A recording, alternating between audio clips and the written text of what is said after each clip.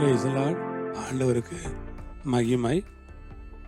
கலாத்தியர் 1ஆம் அதிகாரம் 15வது வசனத்தை நான் வாசிக்கிறேன்.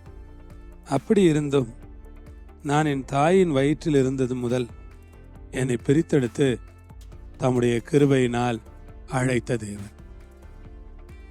பவுல் சொல்லுகிறார், அப்படி இருந்தும் நான் என் தாயின் வயிற்றில் இருந்தது முதல் என்னை பிரித்தெடுத்து தம்முடைய கிருபையினால் அழைத்த தேவன்.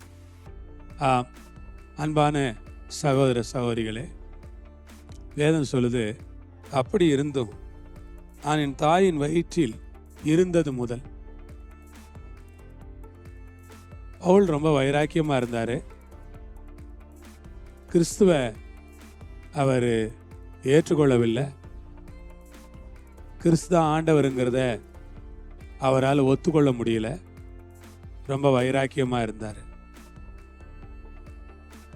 அவர் ரொம்ப வைராக்கியமா இருந்தனால வேதத்துல அவரே சொல்றாரு, நான் அப்படி வைராக்கியமா இருந்தேன், இயேசுவை ஏற்றுக்கொள்ளலை, கிறிஸ்தவங்களை ஏற்றுக்கொள்ளலை, எதையும் ஏற்றுக்கொள்ள எனக்கு மனசு இல்லை.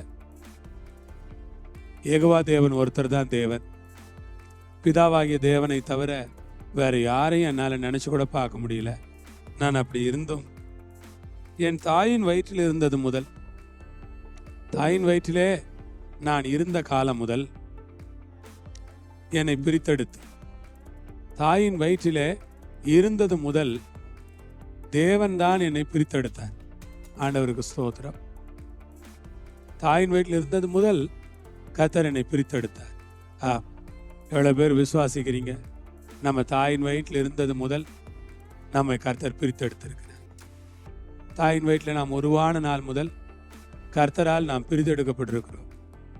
தாயின் வயிற்றிலிருந்து நம்மை பிரித்தெடுத்த கர்த்தருக்கு ஸ்தோத்திரம். தாயின் வயிற்றிலிருந்து நம்மை பிரித்தெடுத்த ஆண்டவருக்கு ஸ்தோத்திரம். தம்முடைய கிருபையினால் அழைத்த தேவன். ஆண்டவர் நம்மை பிரித்தெடுத்தார். எவர்களை முன்குறித்தாரோ அழைத்திருக்கிறார். எவர்களை அழைத்தாரோ அவர்களை நீதிமான்களாக்கி இருக்கிறார்.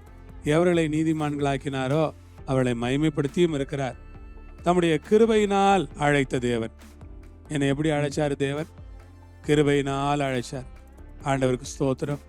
என்னை தம்முடைய கிருபையினால் அழைத்த தேவன்.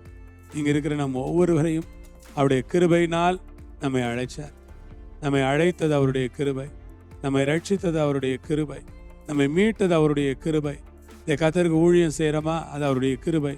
இன்றைக்கு நற்செய்தி பிரசங்கம் பண்ணுறோமா, அவருடைய கிருபை. இன்றைக்கு போய் மக்களோடு கூட பேசுகிறோமா, அது அவருடைய கிருபை. மக்களை நாம் சந்திக்கிறோமா, அது அவருடைய கிருபை. மக்களுக்கு நற்செய்தியை போதிக்கிறோமா, அது அவருடைய கிருபை.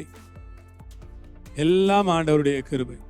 கிருபையினாலே அழைத்த தேவனுக்கு கோடா கோடி நன்றியும் துதி ஸ்தோத்திரங்களும் உண்டாவதாக என்று சொல்லுகிறேன். கர்த்தர் உங்களோடு இருக்கட்டும், உங்களை ஆசீர்வதிக்கட்டும். அவருடைய நாமத்தை கர்த்தர் மகிமைப்படுத்திக் கொள்ளட்டும். நன்றி, ஸ்தோத்திரம். ஆமென். ஜெபம் பண்ணுவோமா? பிதாவே, தாயின் வயிற்றில் இருந்தது முதல் எங்களை பிரித்தெடுத்தீரே, அதற்காக ஸ்தோத்திரம்.